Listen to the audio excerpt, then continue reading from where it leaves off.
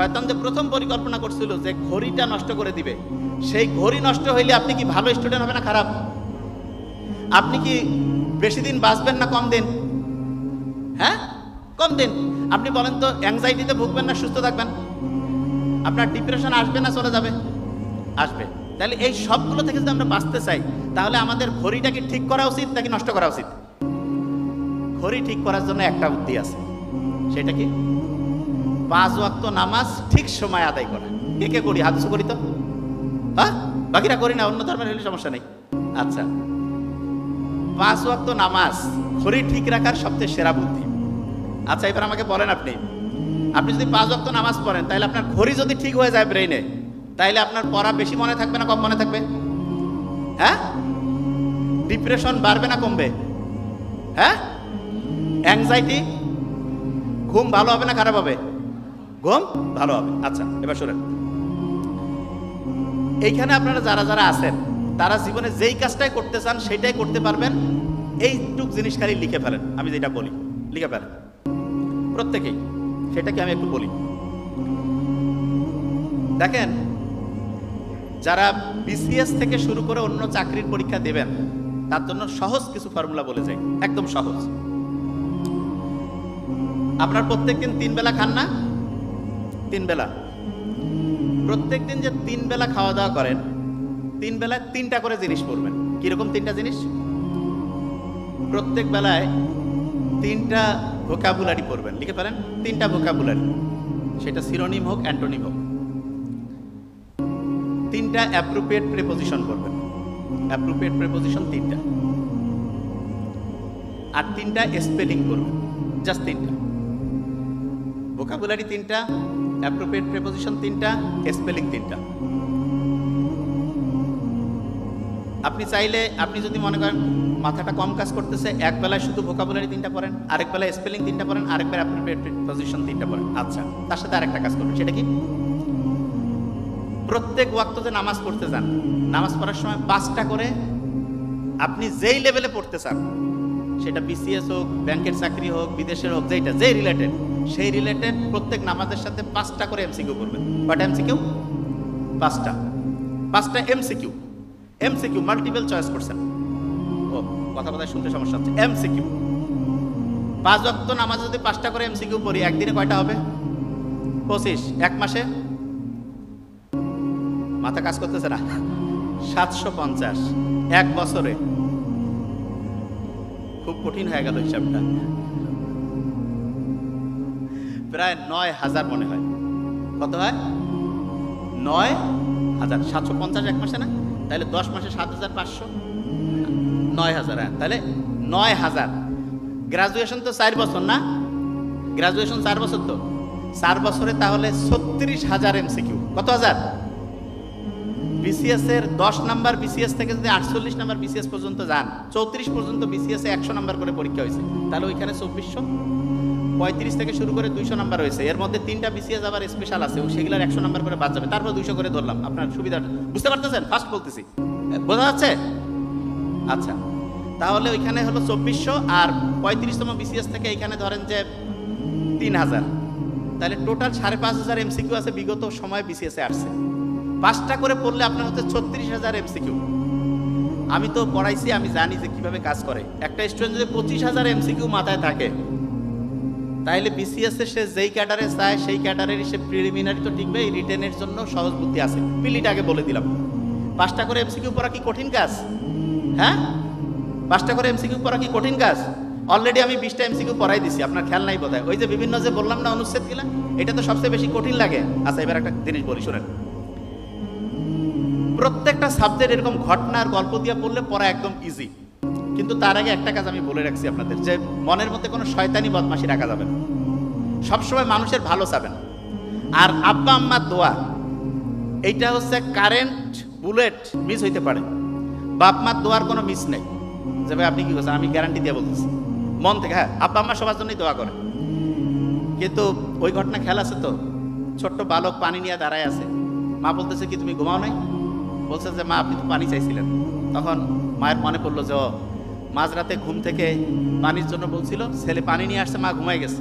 ছেলে মায়ের একদম শিওরের কাছে দাঁড়ায় ছিল, কেন যে হঠাৎ করে যদি আবার পানির কথা বলে তাহলে মা পানির জন্য কি করবে। ওই ছেলের এই ঘটনা মায়ের মনে এমন দাগ কাটলো। বায়েজিদ বোস্তামের এই ঘটনা আমরা ছোটবেলায় শুনছি, তা বায়েজিদ বোস্তামের এই ঘটনা যদি আমরা শুনি, বায়েজিদ বোস্তামি হওয়ার মতো কাজ কি আমরা করতেছি?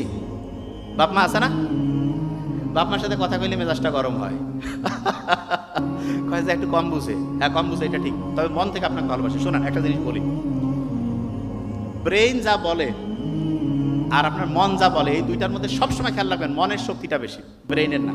আচ্ছা আপনি যখন সেজদা করেন, সেজদা চিন্তা করেন তো, মাথাটা আপনার নিচে থাকে, মাথাটা আপনার নিচে থাকে না, আর আপনার এই যে হার্ট, আচ্ছা ওটা তো, আচ্ছা বিয়ের আংটি কোন হাতে পড়ে এটা জানেন? এই বাম হাতে যে ফিঙ্গারে পড়ে না, সেইটা যদি আপনি টানতে থাকেন হার্টে গিয়ে মিলবে। কোথায় মিলবে? বিয়ের আংটি যে ডান হাতে পড়ে না, এটার কারণ হচ্ছে আমাদের হাতটা বাম দিকে, এই জন্য এই আঙ্গুলে পড়ায়। একটা ঘটনা বলি, এক রাজপুত্র খুব অসুস্থ, কোনো ট্রিটমেন্টে কাজ হচ্ছে না, খুব বিখ্যাত একজন মুসলিম বিজ্ঞানী ইবনে সিনাকে ডেকে আনছে, বলতেছে দেখেন তো কি হয়েছে। এসে ছেলেটাকে দেখলো, কিছুক্ষণ দেখার পরে বলতেছে এই এলাকার সবচেয়ে সুন্দরী ভালো মেয়েটে যারা আছে তাদের নাম বলো। বলতে কি ব্যাপার, এই দিয়ে কি ট্রিটমেন্ট হবে? কয় আছে। তারপরে মাইক আনছে ওই সময়, এসে বলতেছে এই যুবক এদিকে আসো। ওই যে রাজপুত্র এসে তার হাত ধরছে, বলতেছে এক এক করে মেয়েগুলোর নাম বলতে থাকো। মেয়ের নাম বলতেছে ABCDY যা বলুক। হঠাৎ করে একটা মেয়ের নাম বলতে এর এই যে হার্ট বিট আছে, বিট চেঞ্জ হয়ে গেছে, বলছে এইটা হচ্ছে ট্রিটমেন্ট। খুশি হয়ে গেছে সবাই যে এই ট্রিটমেন্ট লাগবে। তা যে জিনিসটা বলতেছিলাম সেটা হচ্ছে যে আমরা যখন সেজদা দেই, হার্টটা নিচে থাকে না, হার্টটা উপরে থাকে না, হার্ট, এই হার্ট সবসময় খেয়াল রাখবেন। মায়ের সাথে আপনার যে কানেকশন, এটা মাইন্ড দিয়া না। আমরা কই না আম্মা বুঝে না, আব্বা বুঝে না, কারণ কি? মাথা কাজে লাগায় না, ওরা মনটা কাজে লাগায়, বিলিভ মি। এই জন্য মা বাবা যেটা বলে অনেক সময় ভুল বলতে পারে, কিন্তু মাথায় রাখবেন আপনার সবচেয়ে ভালো চাইতো। এই জন্য তারা যেটা বলে এইটাই ঠিক, এবং এইটার সাথে কানেক্টিভিটিটা যদি আপনার ঠিক থাকে, আল্লাহ আপনার উপর খুশি হয়ে যাবে, দেখবেন জীবন একদম পাল্টে যাবে। তাহলে যে জায়গায় ছিলাম, শয়তানের ওই যে কমান্ডার ইন চিফ ঘড়ি নষ্ট করার জন্য যে বুদ্ধিগুলো দিছে, তার মধ্যে এক নাম্বার দিছে বেশি রাত জাগা।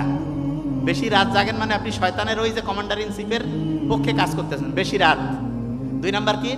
সমালোচনা করা। মানসিক দেখলে 3 জন মিলিয়ে আরেকজনের সম্বন্ধে বললেন, ওই 3 জন যার পর ও যার সম্বন্ধে বললো তার সম্বন্ধে বলতেছেন, সবচেয়ে ফালতু মার্কা কাজ। 3 নাম্বার কি? অন্যের প্রতি ঘৃণা। 4 নাম্বার কি? রাগ হওয়া। সবচেয়ে ভালো কোনটা তাইলে?